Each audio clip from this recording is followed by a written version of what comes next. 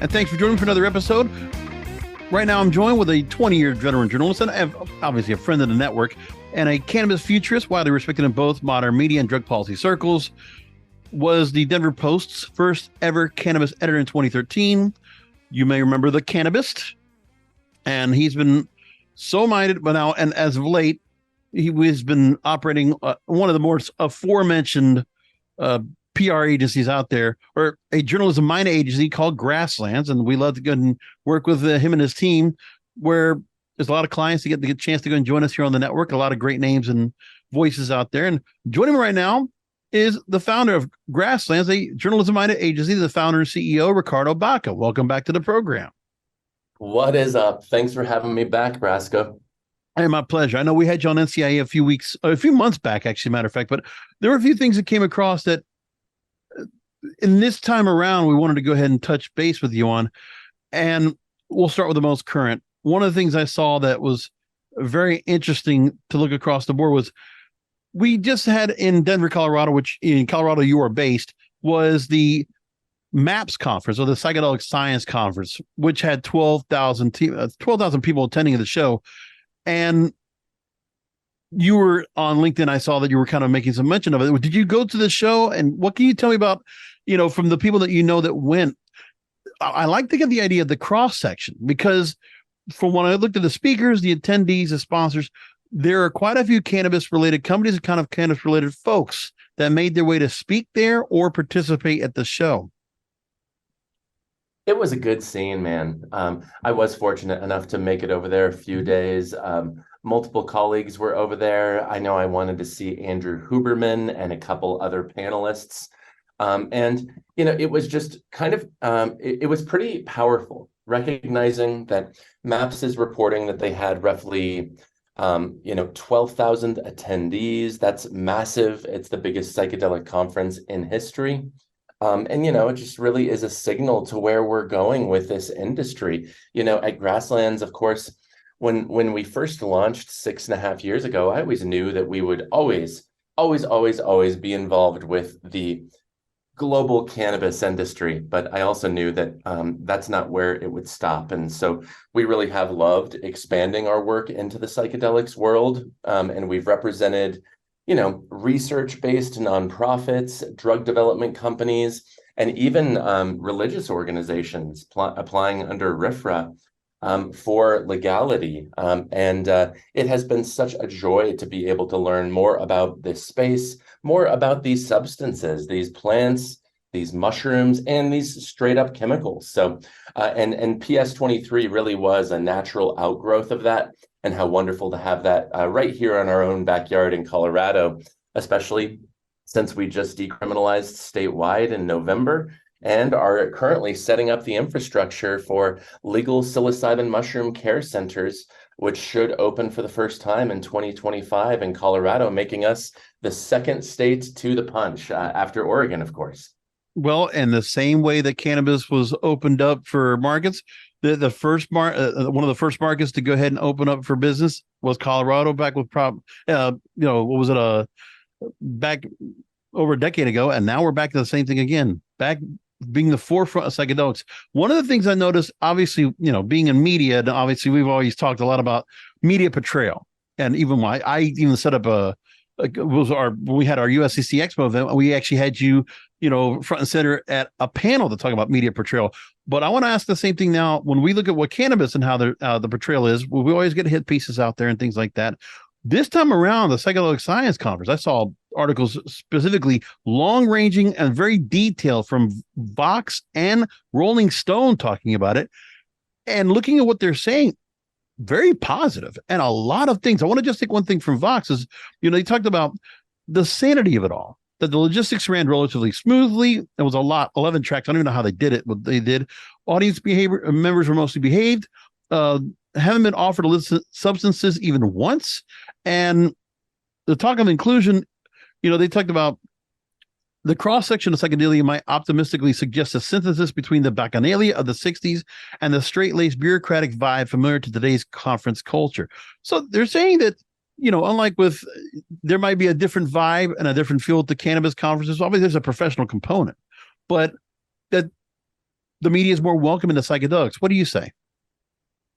You know, I think if we kind of zoom out and look at that 10,000-foot view of the coverage of psychedelics and compare it to a similar time frame in cannabis's early days of decriminalization, legalization, I think it's fair to say that this conference showed a level of maturity and a level of thoughtfulness that we didn't necessarily see in those early days of cannabis. But I also think that psychedelics can also thank cannabis for coming first and helping get some of that out of the way.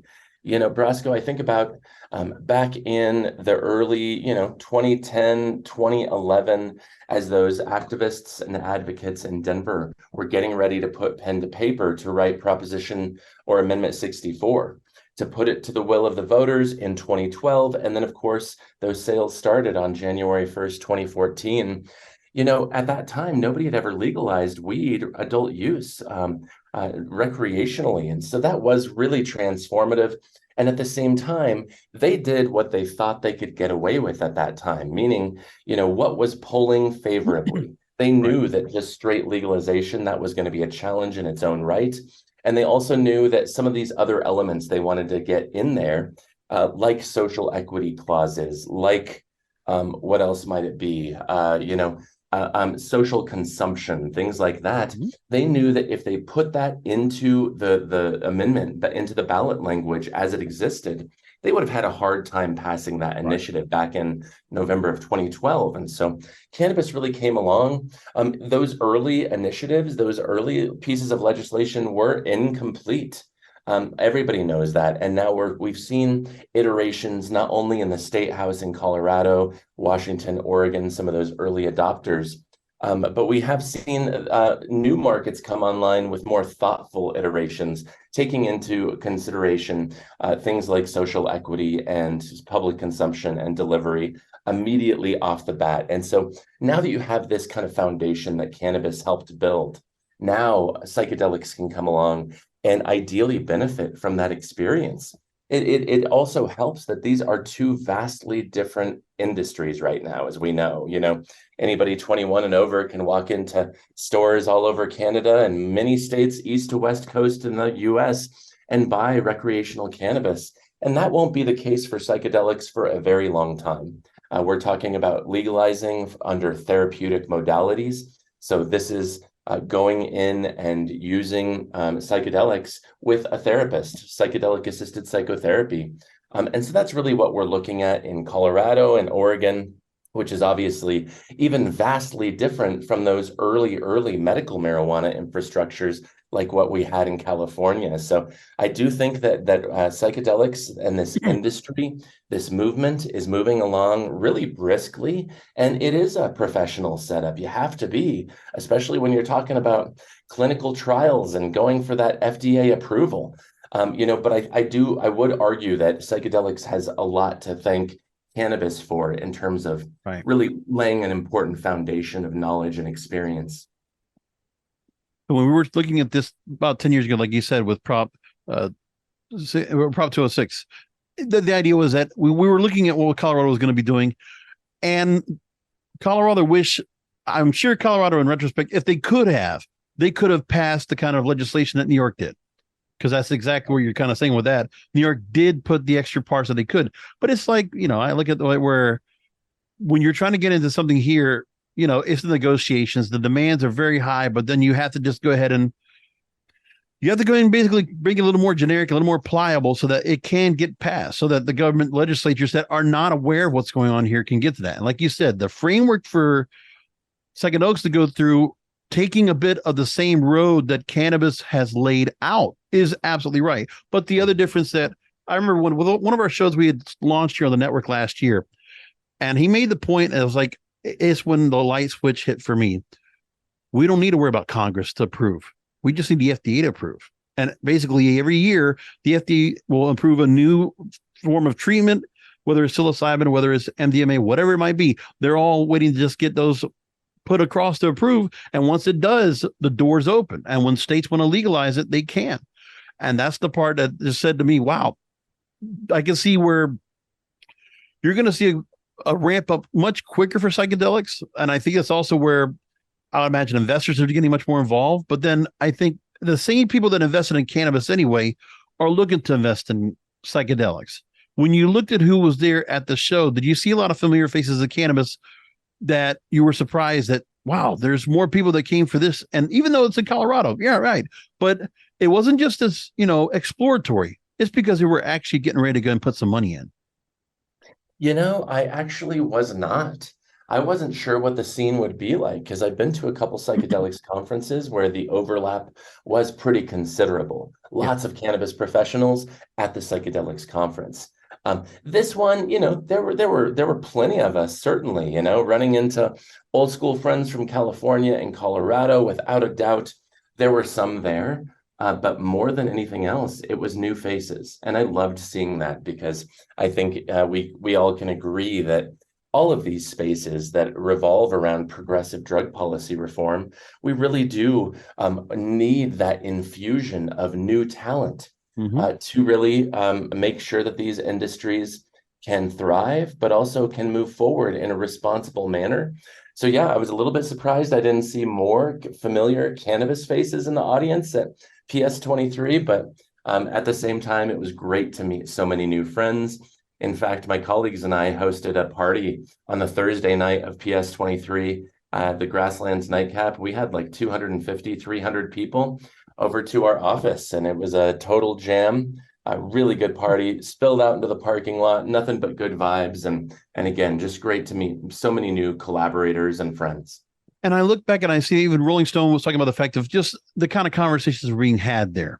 So when Rolling Stone was at the show, they mentioned how PS23 participants confided that state by state rollout of recreational cannabis in the U.S. had been a mess or disaster, they would call it, marred by conflicting regulations, corruption, and the exclusion of the exact communities targeted on the war on drugs. And same thing that can be said, well, there are a couple of things that happen with psychedelics in the same way, but it obviously feels like people just know there is a quicker on ramp and a more acceptable community, even in the mainstream, for psychedelics. And I think, do you feel like that is for those that are looking in the space? I mean, are you surprised at the media coverage that's out there? And for people that are out there and just getting what kind of message they got from it? Because, first of all, everybody talked about the magnitude of like 12,000 people being at this show. It's a big event. A lot of celebrities were in that event. Aaron Rodgers speaking at the show, and Melissa Etheridge performing at the show. Governor Texas, former Texas Governor Rick Perry also appearing. A lot of that there is like, okay, these are not people that you would necessarily say, okay, they could always put that kind of stigma on cannabis. Oh, reefer madness, stoner culture kind of feel to certain people in the space. But I don't think you can really do that kind of picking apart of high profile people that were at this event. What do you think? Yeah, I wasn't surprised by the media response to it, but I think one thing that's necessary to include about that, because you're right, you're talking about this being a faster on-ramp than medical cannabis was, 20 plus years ago. And without a doubt, I think you're right there, but I think it's important to note that this is also going to be a significantly smaller market for a long time. Especially even in the old school medical days of California, we all know that was kind of de facto adult use. It wasn't that challenging to get the medical license to go buy legal California cannabis. That was a big market comparatively. And, your average consumer was making maybe 1 to 2 trips to the dispensary every month. And when we fast forward and look at what's about to roll out in Oregon and eventually in Colorado, the idea with psychedelic assisted therapy, as we've seen in some of these early clinical trials and from anecdotal evidence, is that oftentimes this is kind of one and done. Maybe it's 2 or 3 sessions, but it's definitely not 1 or 2 trips a month to the mushroom store. This is a different modality, a different type of legalization. So I definitely agree it is a quicker on-ramp, but it's a smaller total addressable market for at least right now. And at the same time, things will change in the future. Who knows where we're going with this industry? But it was exciting to see so many thoughtful not only celebrities, but, podcasters and authors at PS23. How amazing to see Huberman talk, to see Pollen talk. And of course, Rick Doblin was everywhere in the white suit, no less. So it is very exciting what we're looking at. And it is the dawn of a new era. And from my perspective, we just need to keep going and keep decriminalizing and legalizing more drugs because, of course, as we know, these never should have been criminalized to begin with. Right. Rolling into some sponsors, but we'll be right back with more Blunt Business. So the word after this conference has really stirred up a lot of different stories. And so now the media is definitely using psychedelics as, they can use it as clickbait, but they're also using it as a very trending topic. So we're looking at just across the board from, presidential candidates wanting to decriminalize psychedelics and cannabis. They're also making that claim now, stumping for voters.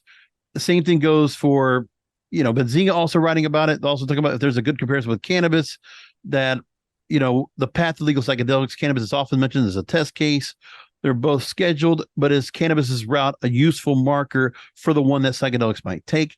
And then, even the fact that, well, first off, I want to just think about that part. And they mentioned in Benzinga's article that while it's been the initial focus of decriminalization has been the focus of many reform efforts, local initiatives in various cities have aimed to decriminalize the use of entheogenic substances, and the initiatives seek to shift the legal framework from a punishment to a more health-centered approach.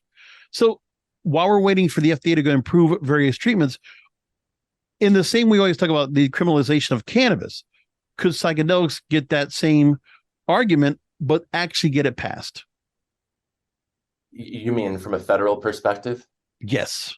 Yeah, it does look like the path to legality, or at least FDA approval, is going to be faster for psychedelics than it will be cannabis, which is both thrilling and depressing and frustrating. We're talking about all of these plants and chemical compounds and mushrooms. This is medicine, but for the Biden administration to start saying last year that there's a 2-year on-ramp to legal psilocybin and MDMA for medical purposes, and to have them still ignoring the fact that cannabis is still scheduled as a Schedule I substance under the Controlled Substances Act.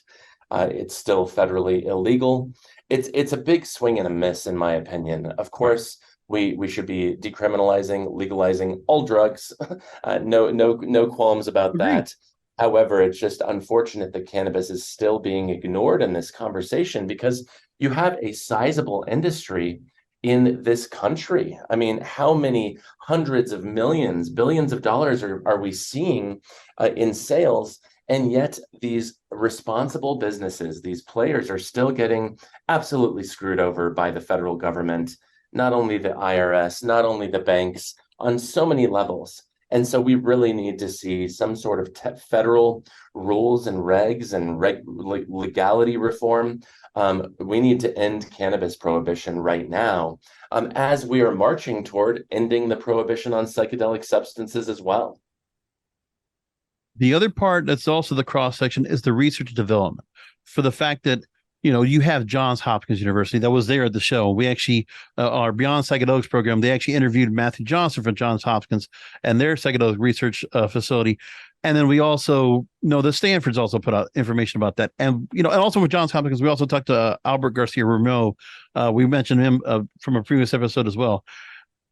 So the thing is, there are a lot of very standout institutions, medical institutions that are just, the best of the best, that are doing the research and actually put a lot of money and resources into the study. And even the FDA last week has issued new draft guidance highlighting key considerations, and that it's describing basic considerations that, they see initial promise as potential treatments for mood, anxiety, and substance use disorders.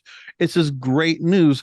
And, now we're seeing it, and they're saying, even though they're still investigational, sponsors evaluating the therapeutic potential should consider unique characteristics when designing clinical studies. So the government is now giving a little more of guidance. They're just being much more open and flexible with psychedelics than they ever were with cannabis. But with cannabis, you struggle to get product, to be able to do research, to get any kind of, scholarly institutions to go ahead and do the research on it. There's always been the tough part of that. Even when you have the FDA, just trying to get them to do the hemp bill, there's always been a pushback on it. But the FDA, for whatever, psychedelics, is it anything about, I don't think it's lobbying effort. I think there's just something there as to why psychedelics is being put in a little more, currying more favor. What do you think?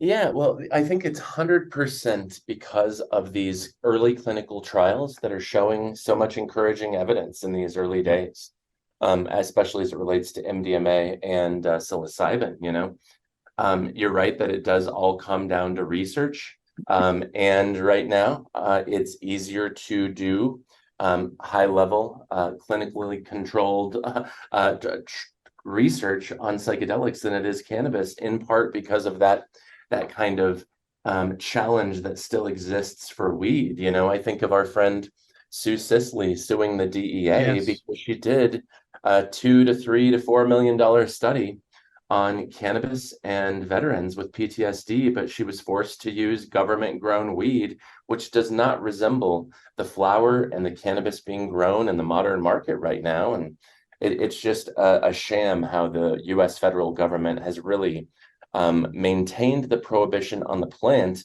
by prohibiting even top-tier academic research on this plant. So yeah, the psychedelics industry and MAPS is, of course, a very big part of that, has been a lot more successful at getting these phase 2, even phase 3 clinical trials through. And that is what garners FDA confidence. That's how GW Pharma passed through Epidiolex, the world's first plant-based pharmaceutical drug to ever be approved by the FDA, because the others are synthetic. They did that by doing clinical trials, and that cost them millions and millions of dollars. And the cannabis industry doesn't really have that right now. When it comes to the impact that we already know there's a lot of great impact and a lot of effects that are positive for cannabis.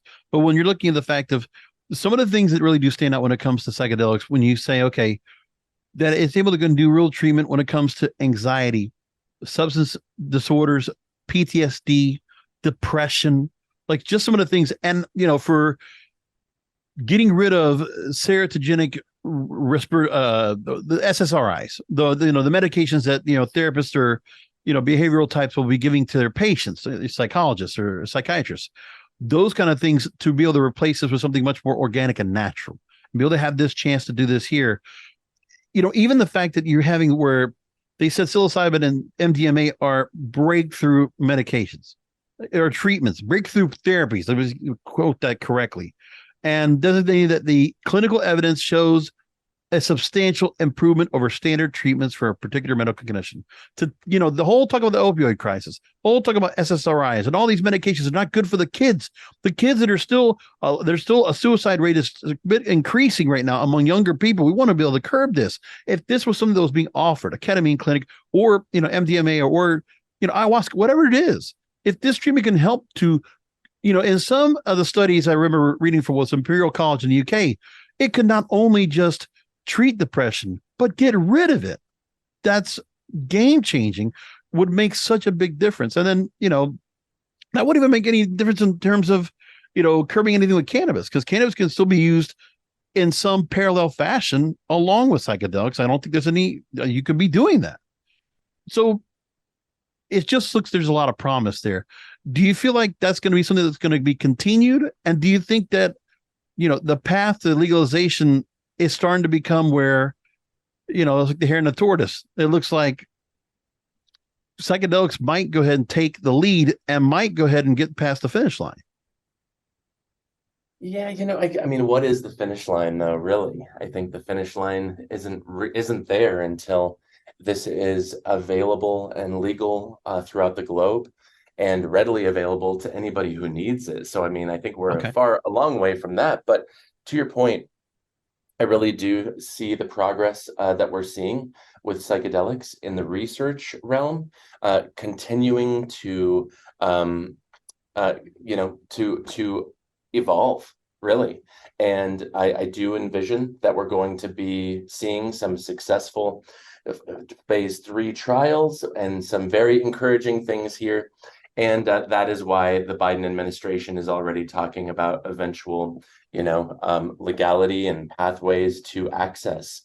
I don't think there's any way to go backwards. I don't think there's putting this toothpaste back in the tube either, and especially because this is just powerful. I know I was talking to some researchers at the party that we hosted during MAPS, and and one of them just made the point. They're like, cannabis is a powerful medicine, and it's used to treat so many conditions.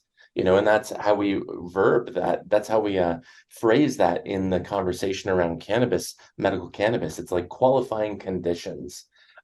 So it treats conditions, but what these researchers were saying is that psychedelics, depending on the thing that you're talking about, but we're starting to use the C word, the cure word. So you can treat the conditions or you can cure the malady or the disease. And that's really powerful. So I think that's what people are looking for, to see how real is this? Is it treating or is it actually curing? Because in some circumstances, we are seeing people with devastating PTSD be cured of their PTSD after 1, 2, or even 3 experiences with psychedelics and therapy. It's really powerful when you think about it, especially given how awful some of these diseases can truly be. I mean, I can't even pretend to understand the terror of being a veteran and being revisited by some of those awful and tragic memories, since they've given so much to our country. And so to actually be rid of that would be truly something. And I know that's part of what we're seeing anecdotally. That's part of what we're seeing in some of these clinical trials. So may that progress please continue. May we learn more, and may we eventually grant access to this to everybody. And I like the fact where you put that, where I think if you have for veterans that are dealing with PTSD, and just if they have options as well, if cannabis might not be the one thing that might be the end all be all that will help them most effectively, if psychedelics is a better form of treatment, we should have both treatments available and make it where let's see what works best, and have the right people that are going to be there to go ahead and provide the care and help, and just offer more than just one option. Let's see if there's also multiple options. Let's get rid of other medications. Let's do the same thing here. I think that's very important. Rolling into some sponsors, but we'll be right back with more Blunt Business.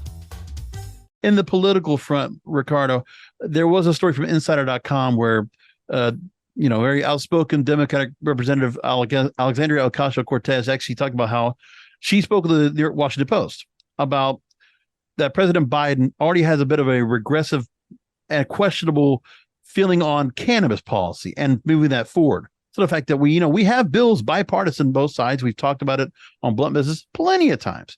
But the thing is that nothing's been moved forward, and that AOC has talked about that President Biden might derail a bipartisan push to address psychedelics because of his past rhetoric on cannabis. And she says, quote, that he's displayed a regressiveness for cannabis policy. And if there's a regressiveness towards cannabis policy, it could be worse on anything else.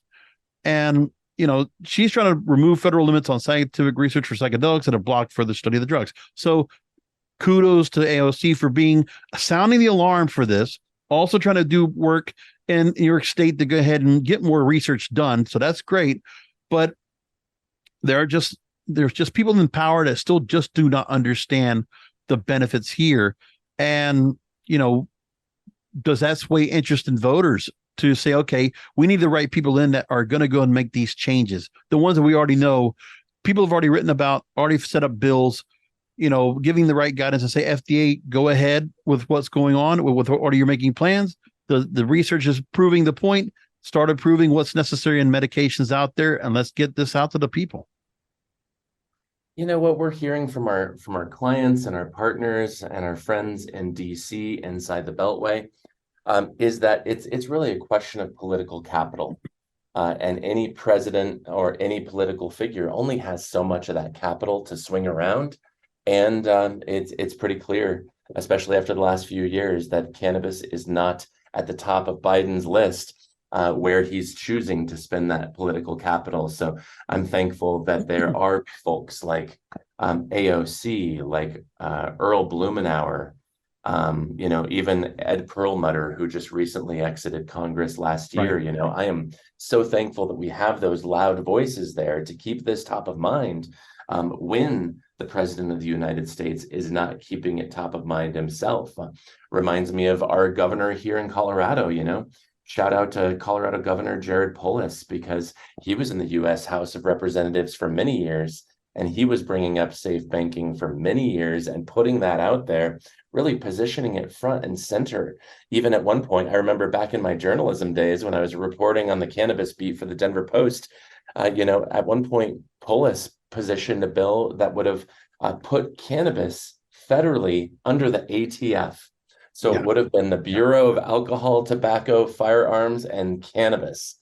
Of course, that failed, but we really do need these national leaders standing up and beating that drum, not only for their localities, Perlmutter in Colorado, Blumenauer in Oregon, AOC in New York, but also for the federal infrastructure in general. We need to move beyond this. And of course, as you know, Brasco, we're at a really important time because President Biden last year did ask the Department of Health and Human Services, alongside Attorney General Merrick Garland, to do a reassessment of cannabis's scheduling.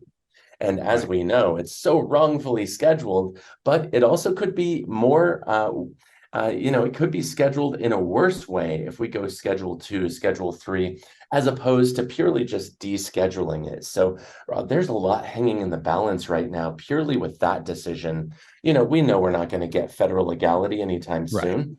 However, if we could deschedule this, that is a huge move toward federal legality, toward the repeal of, or the appeal of IRS Tax Code 280E, and so many more hindrances and hurdles that are so unnecessarily standing in the cannabis industry's way of actually making a bigger difference in the communities they serve.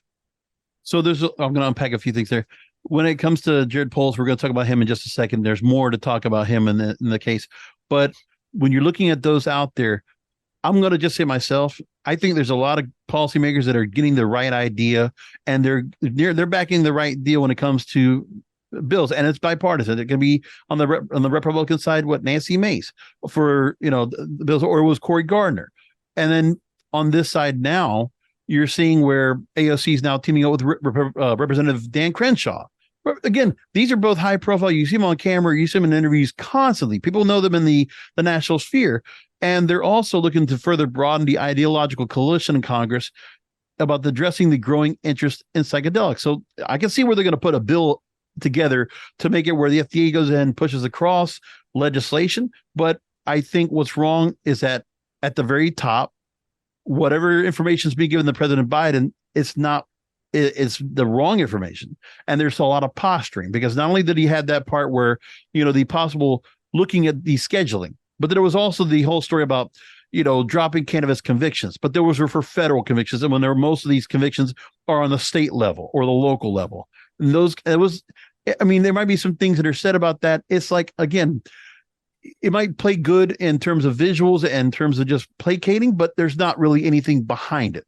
But there are people underneath him, the policymakers, his congressional people, that are trying to do something. So, and then the same thing goes when I always talk about the fact that with legalization, you look at the three senators now, Senator Schumer, Booker, and Wyden. And I remember Schumer always likes to go back. And I remember it was a story, I think it was in Politico, where he mentions the fact that, I wasn't sure what was going to happen in Colorado. And then I see what happened in the last decade. And that made me clear that cannabis can be legalized, where he did put the front to push it in New York and get it legalized, and get Governor Cuomo to go ahead and sign the bill. But then at the same time, make it for a nationwide rollout. Now we just have to wait and see what goes on. But when you see this here, again, another bipartisan effort, and psychedelics gets the same chance. Talk to me about the promise of this, where we're seeing the same thing again, where Congress is trying to do the right thing here. If they could just get the bill written and get it with cannabis, the bill's already written. They got several bills. And then when it comes to And then the efforts they try to get the bills passed, whether it was safe banking going through the National Defense Authorization Act, or, like I said, some creative ways, even with Jared Polis, creative ways to try to get things done in the easiest way possible. But, we're getting a gridlock at the top. Yeah, I guess I would push back on one of the points you're making, Brass, Sure. because you're saying Congress is trying to work this out. Congress is trying to make this happen, and I don't think they are. I think a Okay. few people there are, but for the most part, Congress is sitting on its hands, ignoring the real world experience around them. We're coming up on the 11th anniversary of legal weed in Colorado. It's like there's a lot of public health data at both the state and federal level that these Congress people can look at and dissect any way they want. But no matter what, it points to cannabis legalization being good for communities, not being a danger for youths. Of course, we're dispelling a lot of these prohibitionist narratives every day. So they're just not paying attention, and they are sitting on their hands. And in my opinion, they're very much not doing their job. So when it comes to every time safe banking comes up, or even the Booker Wyden Schumer bill, of course we have to be enthusiastic, and we have to support organizations like the USCC, the United States Cannabis Council, as well as NCIA, the National Cannabis Industry Association. We are proud to support both of these organizations. They are in DC, they are working on our behalf. And at the same time, it's hard to get your hopes up after session after session after session, and very little progress. So yeah, I really think that we need to hold our legislators and our lawmakers more accountable, because they are leaving legal markets in California and Massachusetts and Colorado, and they're going to DC to do the work, and they're forgetting who they're representing, and which is wildly unacceptable, and straight up pisses me off. Well, I think part of it is with those policymakers, part with cannabis. I think one thing most importantly is the lobbying money that goes into them to make them be persuaded doesn't help. I feel like there's a difference with psychedelics, because of the fact that if you're getting, in the same way they try to do with cannabis, you're getting some real high profile people that are actually able to go ahead and gin up the votes. They can get the media narrative spun out there. I think you can make a better sell for psychedelics than you can for cannabis, because of the years of, downplaying and negative press out there about it. Psychedelics, if they're going to try to go into any kind of a stigma, they're going to go back to the 60s or something like that, and try to go and do something with that. But, come off with Timothy Leary, some kind of things about LSD, they could try, but it's, I think it's a different time period for that. That's why I bring that up. I know cannabis has already gotten that across the board. We have not been able to get anything pushed or move forward. I mean, God bless the NCIA. You see them trying to go out there with their lobby days events, but it's like, are we getting anything back? Because I'll go talk to them. I'm like, what are they telling us? It's a matter of there's no push, there's no movement. Even AOC in the story, when she talked to the Washington Post, she mentioned that in 2019, she introduced legislation, and one lawmaker under anonymity says, is this your little shrooms bill? So there's people that were, obviously there's a lot of criticism, but to the fact that now we're starting to get more people talking about it, and it's more of a positive light. I mean, you're right. I don't see anything where there's any change, but all I can go is for some kind of optimism that this is one of those things that, once Congress is finally in one way or the other, there's a majority that can actually get things done, because right now it's so divisive in the House and the Senate, also in just a split. There's just not enough of a supermajority on any side to do anything. And then once they get to that point, you just have to let the election cycle just play out. And if one side or the other gets to it, I think there's bipartisan support anyway for either of these. But right now, the current setup of, Congress and the presidency, they're not willing to get, there's not enough support to get it across the board for psychedelics or cannabis. And until that happens, and maybe a little more lobbying money, then we'll see a significant change. Well, I'll throw this out there, and I know it's not always the most popular opinion, but the fight for legal weed is still far from over. And way too many cannabis leaders are acting like it is, purely because their mom and pop shop in, Oregon is doing just fine, or their MSO based out of New York is hunky-dory. But really, this fight is still very much going on. It is a fight against us, as our friends at Students for Sensible Drug Policy used to say, and still say.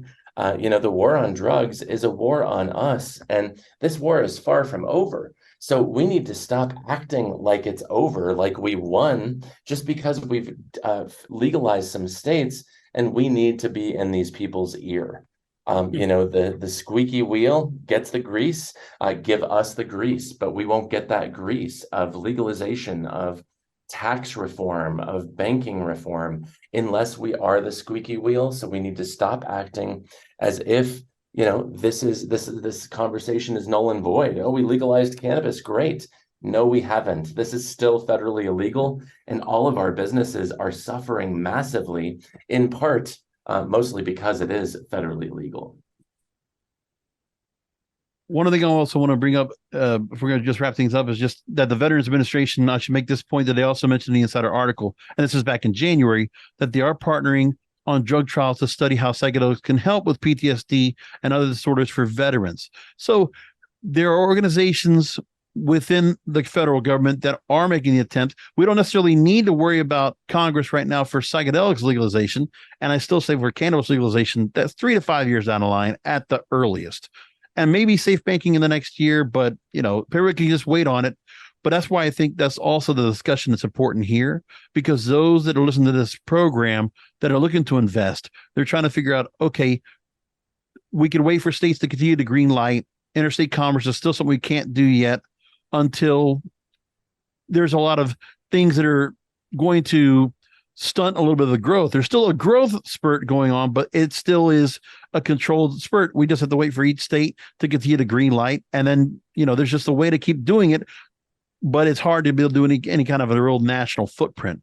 The one thing I want to ask you before we wrap things up is what you've been doing for yourself in terms of the psychedelics space, where the Greeley Tribune, I'm taking this from, back in April, they opened up with an advisory board now. And this is the Natural Medicine Advisory Board that has been set up under the help of Governor Jared Polis. And the idea is that it'll be a role in how the state's psilocybin-assisted therapy industry takes shape, offering recommendations to the Department of Regulatory Agencies, writing rules to govern the manufacturing, testing, and application of psilocybin and psilocin, the active compounds in magic mushrooms. And one of those board members, I want to say, is joining me right here. Ricardo, you have joined as a board member. Talk to me about, there's also the fact that you also sit on boards for Colorado Public Radio and for SPORE, the Society for Psychedelic Outreach, Reform, and Education. So about yourself and your own personal involvement in psychedelics. Talk to me about, what you've been doing in the space and what this new board appointing also entails. Yeah, of course. It's very exciting.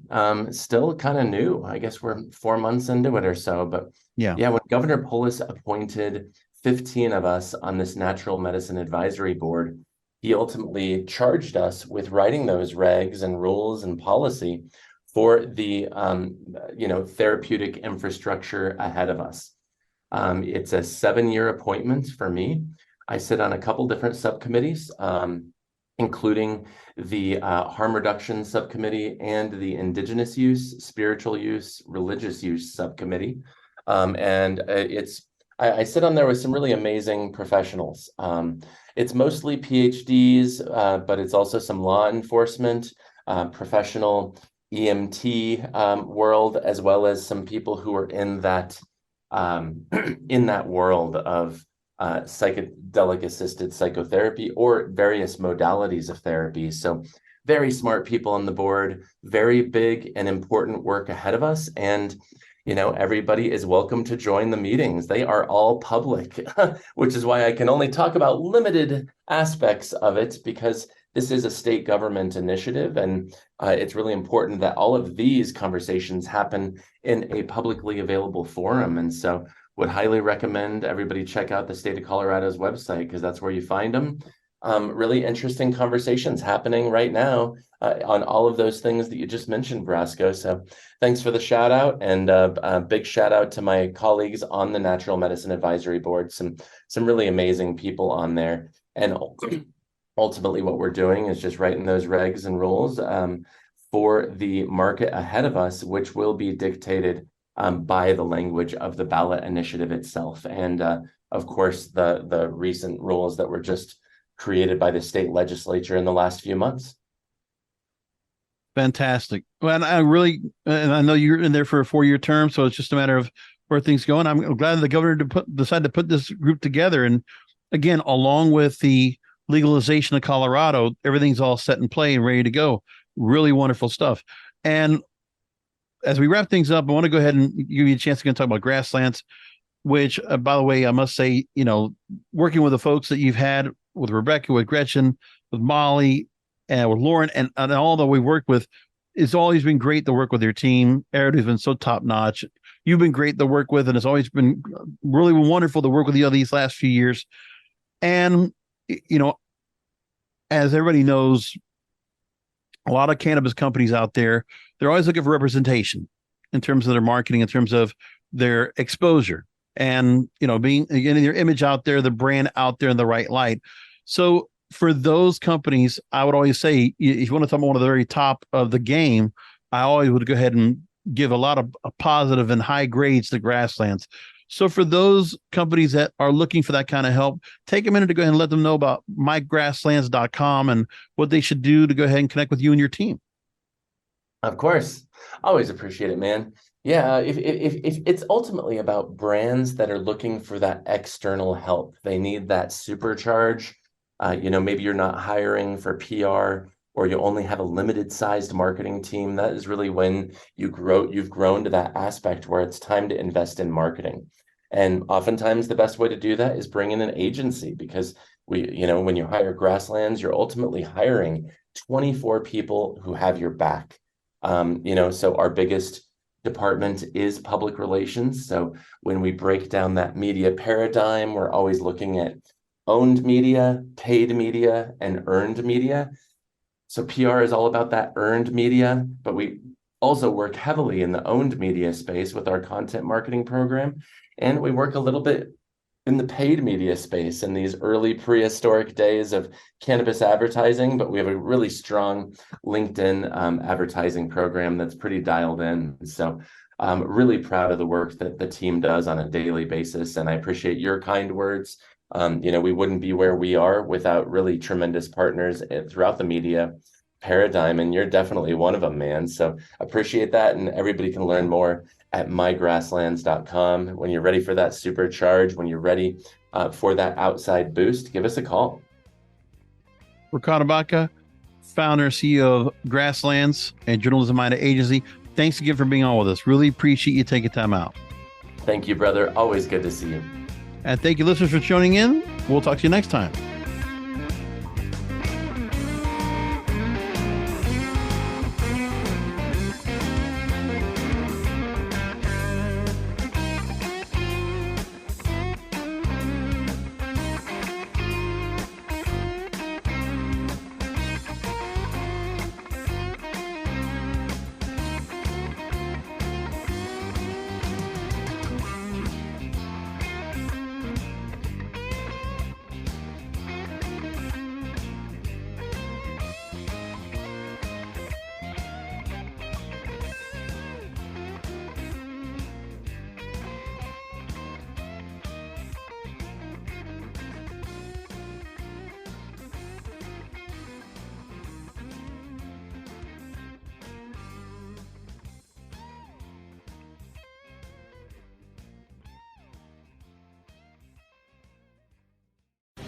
The opinions expressed on this CannabisRadio.com program are those of the guests and hosts and do not necessarily reflect those of the staff and management of CannabisRadio.com. Any rebroadcast, republication, or retransmission of this program without proper consent is prohibited.